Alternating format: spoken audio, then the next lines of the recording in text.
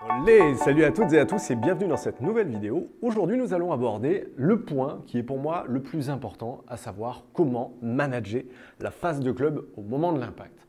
Quand je dis manager, en fait, c'est tout simplement garder la phase de club le plus stable possible dans la zone de frappe. Plus la phase de club est instable, quand je dis instabilité, en fait, c'est une instabilité en termes de direction et d'orientation de celle-ci. On le sait, la phase de club gère en très grande majorité la direction initiale de la balle au moment de l'impact. D'accord ? Quand vous frappez la balle et que la phase de club est orientée à droite, il y a d'énormes probabilités que la balle parte à droite. Phase de club orientée à gauche, elle part à gauche. D'accord ? Pas totalement, puisqu'il peut y avoir la friction en fait, qui va jouer un peu dessus, le centrage et encore d'autres éléments. Mais on va déjà essayer de se simplifier la vie avec ce qui l'impacte le plus. Pour vous donner un ordre d'idée, 1 degré d'orientation de phase de club à droite, par exemple, au moment de l'impact, sans effet de balle, va nous donner une balle sur un coup à 100 mètres à déjà 1,75 m au sol à droite. D'accord ? Donc vous imaginez bien que si vous mettez la phase de club sans effet à droite, bien évidemment, de 10 degrés, vous êtes déjà sur une jolie distance de 17 mètres à droite. Donc 10 degrés, ça joue énormément. Maintenant, on va regarder un petit peu plus précisément ce qui a le plus d'incidence là-dessus, à savoir les mains, les angulations qu'il peut y avoir au niveau des poignets et ce qu'on va en faire. On va distinguer plusieurs petites choses. Il va y avoir donc ce qu'on appelle la pronation, comme prendre quelque chose, la supination, comme ceci, comme supporter. On va avoir l'extension vers l'extérieur, la flexion à l'intérieur, et enfin, on va avoir tout ce qui est un autre petit truc, ça va se passer plutôt de ce côté-ci, avec le côté utilisation radiale et déviation ulnaire. D'accord ? Donc tout ça, ce n'est pas des termes qu'on a besoin de comprendre, mais ça va nous permettre déjà de situer un petit peu plus ce qui se passe d'un point de vue angulaire avec les poignets. Globalement, si on observe un petit peu les actions, donc là on regarde le côté ulnaire et radial, est-ce que ça a une grosse incidence sur l'orientation de la phase de club ? Là, oui, un petit peu, mais pas des masses, puisqu'on voit que la phase de club ne change pas trop de direction. Cependant, si on observe la pronation et la supination, on voit que la phase de club, là, elle regarde complètement à droite, si je fais ça, et l'inversement, supination, complètement à gauche. Donc celle-ci, c'est la plus dangereuse. D'accord ? Et enfin, on en a donc encore une autre, à savoir celle-ci et ça. Donc on voit extension, flexion. Oui, ça a de l'incidence, vous voyez, à droite ou à gauche, mais moins. Donc finalement, les deux à surveiller, ce sont celle-là, et celle-ci et celle-là. D'accord ? Regardez bien ce qui se passe lorsque je monte le club. Ah, je ne vous ai pas parlé de ça. Les petits chiffres que vous voyez ici, en fait, ce sont donc des données TrackMan. Donc là, ce que vous voyez, c'est la phase de club qui est gérée par le TrackMan et qui va tout simplement nous donner un peu une idée très claire et très précise de comment était placée la phase de club au moment de l'impact. Quand vous voyez la data s'afficher en positif, donc 1,6, c'est le nombre de degrés à droite de l'axe de jeu qui est ici. Okay ? Si vous la voyez apparaître en négatif, ce sont le nombre de degrés en fait, affichés à gauche de celle-ci. Donc maintenant, on va rentrer un petit peu plus rapidement dans le vif du sujet. Là, je suis en train de vous expliquer une combinaison très simple, à savoir, à la base, mon poignet était bien placé. Maintenant, on va le contrôler un petit peu là-haut. Et c'est surtout ça que l'on va essayer de regarder. Vous voyez ici, on a un poignet qui est parfaitement plat, d'accord, et une phase de club donc qui est bien orientée. Regardez ce qui se passe si maintenant je viens créer une flexion, enfin une extension, pardon, ici. On voit que la phase de club change complètement de direction et en fait, en faisant ça, je me retrouve avec la phase de club au moment de l'impact qui est complètement orientée à droite.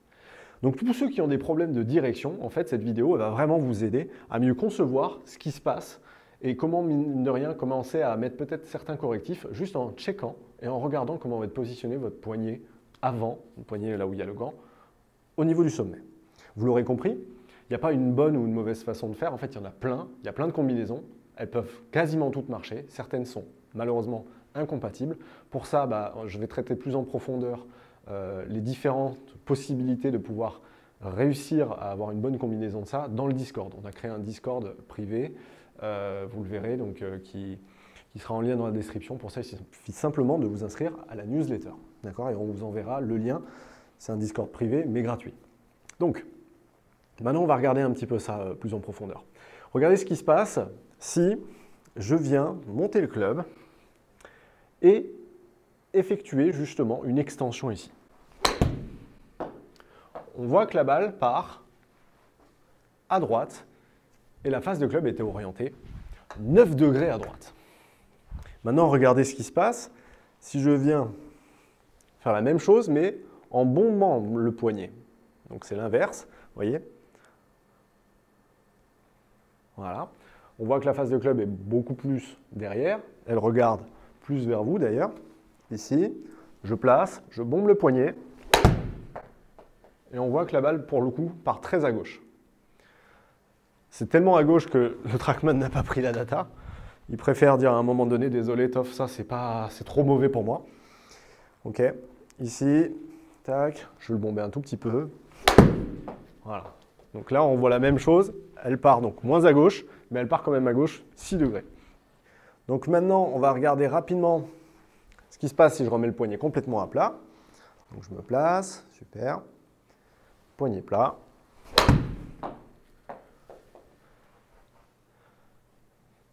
Ok, 0,8. Du coup, vous l'aurez compris, en quoi ça va vous être utile? Ça va être même hyper important de le contrôler.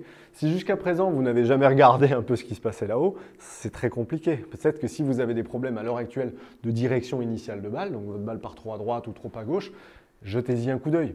Parce que globalement, en fait, vous vous doutez bien que si vous avez tendance à créer ça, il va falloir à un moment donné, lors de la descente, retrouver une position qui sera la bonne. Donc vous aurez plusieurs possibilités, ça on en reparlera, mais comme je vous l'ai dit, je vais l'aborder dans les vidéos en fait, qui sont exclusives au Discord. Mais globalement, il va falloir utiliser peut-être l'avant-bras, peut-être qu'il faudra essayer au contraire de repartir dans une manipulation au niveau des mains. Et tout ça, si vous commencez à manipuler la face, vous créez potentiellement de l'irrégularité dans votre swing de golf. Si vous n'êtes pas consistant sur le démarrage ici, le placement du club là-haut, il y a d'énormes probabilités que votre face de club bouge et donc que votre direction initiale bouge. OK ? Donc, tout ça, comme je vous l'ai dit, on abordera plus en détail dans le Discord. Le lien est dans la description. Inscrivez-vous à la newsletter. Mais déjà, testez ça au practice et vous allez m'en dire des nouvelles. Checkez vos poignets. Regardez les angles qu'ils ont là-haut. Regardez si le poignet est plat pour obtenir une trajectoire plus neutre. Légèrement creusé pour faire sortir la balle plus à droite. Légèrement bombé pour faire sortir la balle plus à gauche.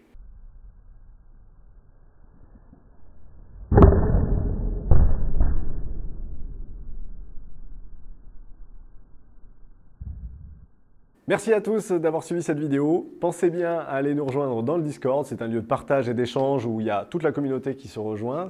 Il y a du contenu exclusif que vous pourrez retrouver uniquement dans le Discord. L'inscription est par email, c'est gratuit et c'est juste ici en dessous dans la description. Pensez au petit like, à vous abonner à la chaîne YouTube si ce n'est toujours pas fait et pourquoi pas activer la cloche des notifications si vous ne souhaitez manquer aucune de nos vidéos. Pour ma part, je vous dis bon golf à tous, prenez soin de vous, ciao à tous.